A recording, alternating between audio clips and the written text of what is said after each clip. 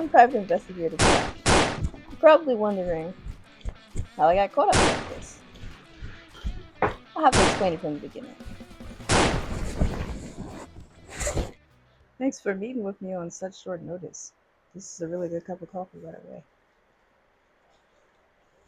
Yeah, well, of course. Anything for a good friend of mine. And yep, it's the best coffee in town. We, single origin, Colombia, Kenya. So, have you found anything on the case? Oh, yeah, right. Yeah, it's actually crazy. You know how I told you those reporters, they like to hang around here uh, on their lunch break or whatever. So I became close with this Dana Harolds, and she actually has her own sources directly linked with the local police. And they claim that they closed this case that you and me are like curious about, but actually they haven't. So last night, Dana and I, we went into this one of the officers' offices, and there was this folder about the missing person. Well, that's interesting for sure. But what really gets me is why would they pretend that they closed this case only to actually still be working in investigation? Like, don't you think that's kind of weird? But yeah, so I didn't want to take the folder, that would be like stealing or whatever. So I got these files and here. And these files, they were just on my desk. I didn't have to do much digging. So these files, you just found them on your desk and a flash drive?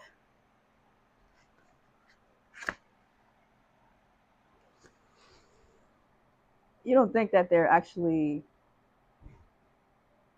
coming clean? No, I really think that it has something to do with these reporters.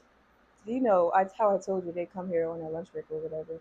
So I got close with this Dana Harolds, and I was asking her about the case because she was a chief writer in that article about them closing the the the your case about our case, the missing girl Mia, the whole fire at the silly putty company. But yeah, these files, they were just on my desk and the flash drive. I did some skimming, but I didn't look at the flash drive yet. But it just doesn't make sense. She's not actually missing, and it's not really a toy company. It's just a front for undercover drug operation. It seems like somebody feels guilty about that murder too. Like they could be coming clean. Like maybe they do want to get caught. I don't know. Well, thanks. This should be everything that I need. I'm going to cross-examine this with my other sources. And then there's one more thing that I have to tell you. I wanted to call you last night, but I think it's better that I tell you right now. I was looking at a list of the donors who attribute to that 50-year anniversary for the putty shop or whatever.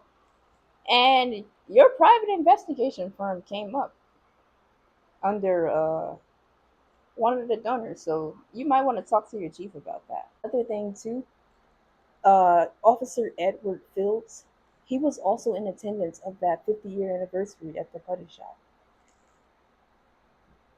The same officer who closed the case. Isn't that kind of weird? Yeah, we're definitely going to get to the bottom of this. I don't care how many years it takes. If it's the last thing that I do. Yeah, well, anyway, it was good meeting up with you, and good luck on everything. Let me know anything you find out. Anything new that you will find out.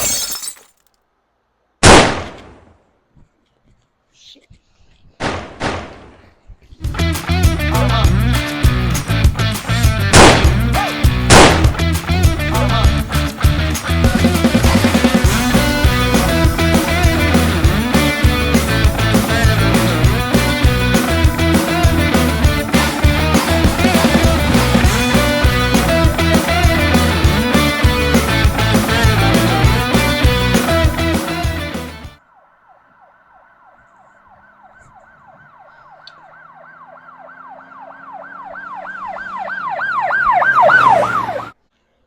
I told you to let the case go. You're not a cop.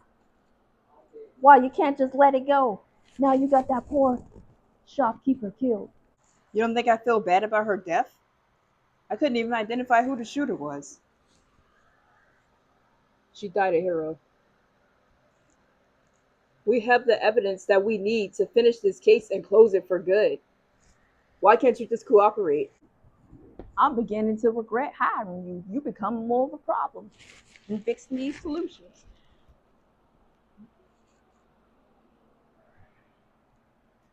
You keep this vigilante stuff. You keep on with that stuff, and then you're gonna find yourself dead too. I'm telling you, we're not cops. We're not. We're private investigators. That's it. Don't go poking your nose around where you shouldn't be.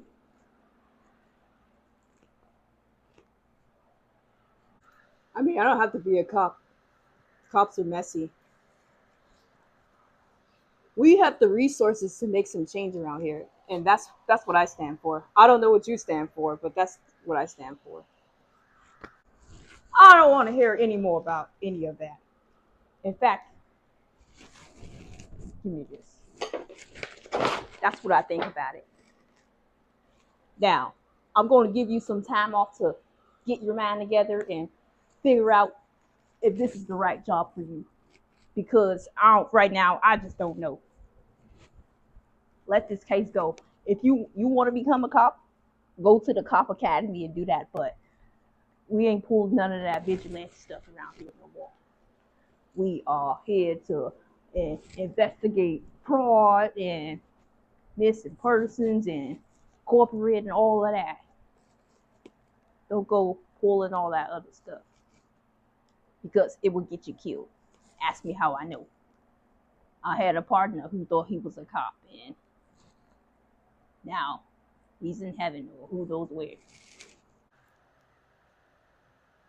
And she said something before she died. She said that our investigation firm was on the donors list for that 50th anniversary where all hell broke loose. So I don't know.